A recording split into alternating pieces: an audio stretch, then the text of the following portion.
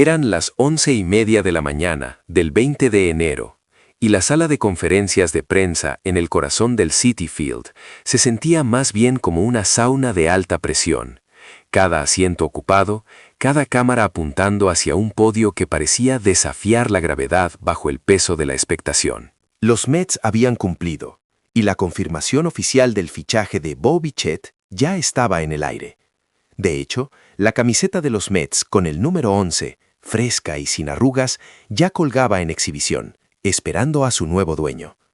La energía en el ambiente no era de triunfo puro, sino de alivio febril, una sensación generada por el pánico de haber esquivado una bala. No había pasado ni una semana completa desde que la franquicia había sufrido la humillación pública de ser superada por los Dodgers en la puja por Kyle Tucker, y ahora, menos de 96 horas después de ese revés, aquí estaban, presentando a la segunda estrella más grande del mercado, un campo corto que había sido arrebatado literalmente de las manos de un rival de división, los Phillies.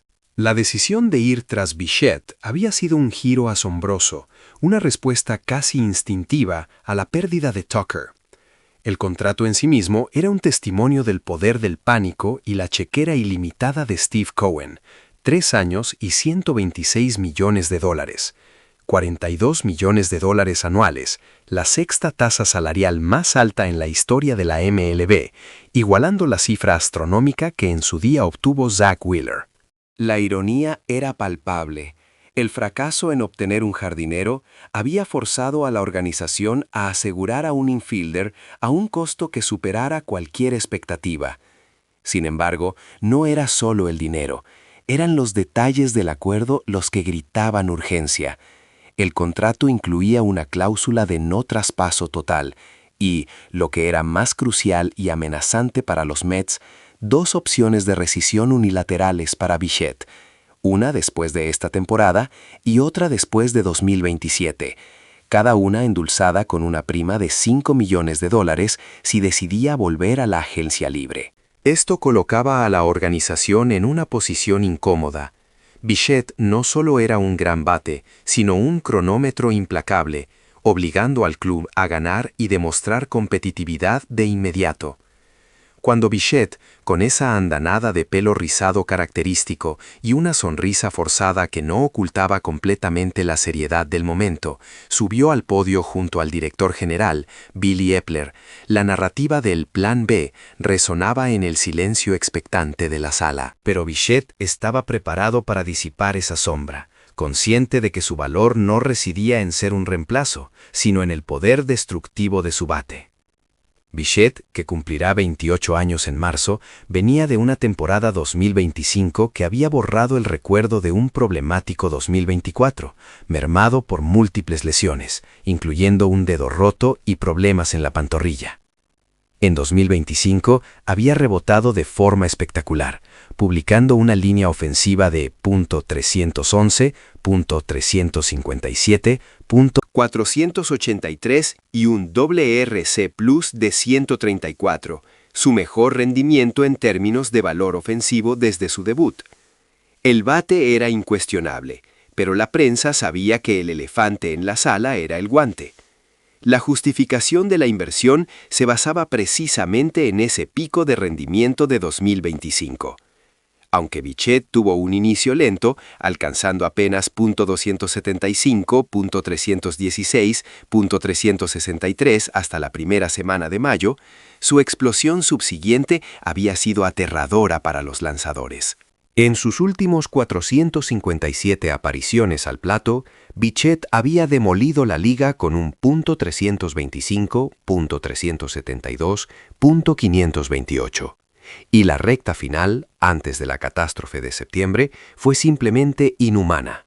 En sus últimas 238 apariciones, el segunda generación de estrellas había bateado para un alucinante .381, .437, .591, traduciéndose en un 187 WRC+. Era en esencia un bate de élite. Sin embargo, la sombra de la lesión del ligamento cruzado posterior en la rodilla a principios de septiembre, que lo había marginado del final de la temporada regular y que había limitado su movilidad a través de las primeras rondas de postemporada, aún se cernía sobre el acuerdo. Los Blue Jays, aprovechando su ausencia, ya habían movido al defensor superior Andrés Jiménez al campo corto, relegando a Bichette a la segunda base a su regreso para la Serie Mundial, donde su cojera era evidente. Pero si había algo que justificaba el pago y la fe ciega de los Mets, era su actuación en la Serie Mundial. A pesar de la rodilla lesionada, a pesar de la lentitud visible en su carrera a primera base, Bichette había sido un gladiador. Recordarían por siempre su desempeño de 8 de 23 en las finales, coronado por un dramático jonrón de 3 carreras a Shohei Ohtani en el crucial séptimo juego. Aunque el relevo de los Jays no pudo mantener la ventaja después de ese batazo de 442 pies, el jonrón había reafirmado una verdad ineludible. Incluso al 80% de capacidad, Bo Bichette era un bateador de impacto generacional. Con esa línea de carrera de .294, .337, .469 y un porcentaje de ponches del 14.5% en 2025, el más bajo de su trayectoria, Bichette traía a Queens un bate que sistemáticamente superaba el promedio de la liga entre un 20 y un 35%. Ahora, en el podio, con el uniforme a rayas azul marino por primera vez, Bichette miró a la audiencia y, respondiendo a una pregunta sobre el rápido cambio de rumbo de los Mets, pronunció la única frase que necesitaba la franquicia. No me importa ser el plato principal o el postre. Estoy aquí para ganar y hacer que esta inversión parezca barata. Y si eso significa volver a ser agente libre el próximo invierno para obtener el contrato más grande jamás visto a los 29 años, lo haré, pero solo después de haber ganado un título aquí. La sala estalló en murmullos, el riesgo y la promesa encapsulados en una sola declaración honesta. La estrella estaba aquí, y el cronómetro de 3 años había comenzado a correr. La noche del 16 de enero se sintió como una puñalada helada en el corazón de Queens, un silencio sepulcral que solo fue roto por los teclados frenéticos de los reporteros que confirmaban la noticia que nadie quería creer.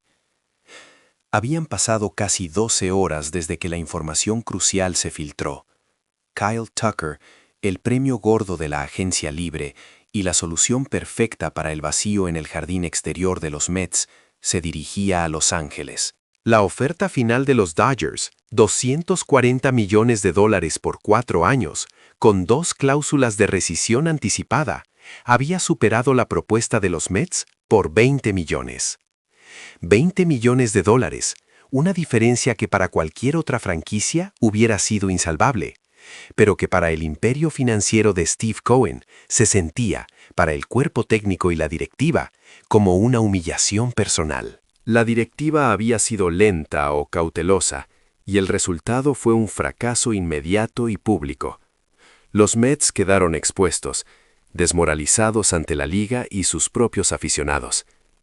Si con dinero ilimitado no podían ganar la puja por el agente libre que más necesitaban, ¿qué esperanza les quedaba?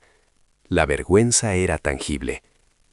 A la 1:30 de la madrugada en Nueva York, cuando la mayoría de los ejecutivos de la liga dormían, los altos mandos de los Mets estaban en una teleconferencia de emergencia. Necesitaban un golpe de efecto, una jugada que revirtiera de inmediato la narrativa de la derrota y demostrara que la máquina de Cohen no se detendría por un simple contratiempo. Solo había una alternativa de élite que quedaba en el mercado. Un bateador de primer nivel que podía ser secuestrado antes de que fuera demasiado tarde. Bo Bichette. La ironía era palpable. Bichette era un campocorto natural en un equipo que ya tenía un tremendo cuerpo de infield, y lo que realmente necesitaban era un jardinero. Pero la desesperación manda, y Bichette era el segundo mejor bateador de agente libre disponible. El problema era que Bichette no estaba esperando, estaba a punto de firmar un acuerdo a largo plazo con un rival de división. Los Phillies creían tenerlo cerrado con una oferta de 7 años que rondaba los $200 millones.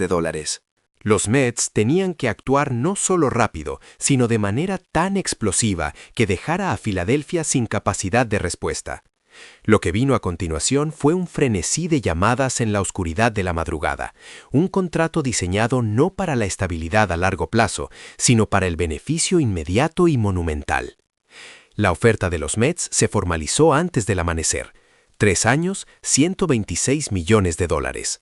Era un acuerdo que ofrecía a Bichette un valor anual promedio de $42 millones, situándolo entre los salarios más altos de la historia de la MLB, a la par de leyendas como Zack Wheeler. Pero la guinda del pastel, la carnada que superó la promesa de estabilidad de los Phillies, fueron las cláusulas de rescisión. Bichette podía optar por salirse después de esta temporada y después de la temporada 2027, y si lo hacía, recibiría una prima adicional de $5 millones. Era un contrato diseñado para el jugador que quería apostar por sí mismo. Toma el dinero ahora, Bo. Apuesta por 3 años de dominación en el mercado más grande del mundo y luego vuelve a la agencia libre antes de cumplir los 30 años, más rico y en la cúspide de tu valor. El asalto funcionó. Los Mets le robaron a Bichette a los Phillies justo cuando estos pensaban que tenían el acuerdo cerrado. Menos de 12 horas después de perder a su primer objetivo, los Mets habían asegurado a otro. El pánico se había transformado en un éxito de relaciones públicas. El club había asegurado a un bateador de élite con un promedio de por vida de .294, .337, .469 en Queens. El jugador que había destrozado el picheo en la segunda mitad de 2025. Sin embargo, la adquisición no fue la primera opción. Fue el grito desesperado de un equipo que se negaba a aceptar la derrota. Bichette era el plan B, el plan de contingencia más caro y explosivo que la historia de la agencia libre había visto jamás. Un movimiento que mitigaba la vergüenza por la pérdida de Tucker, a la vez que le agregaba un riesgo monumental a una alineación que aún cojeaba en el jardín exterior. El riesgo y la promesa encapsulados en un solo contrato de altísimo valor, que demostraba al mundo que los Mets podían y querían ganar, incluso si para ello debían quemar la banca y comprar la superestrella que menos encajaba. Y así, con la firma de Bichette, el cronómetro de 3 años había comenzado a correr.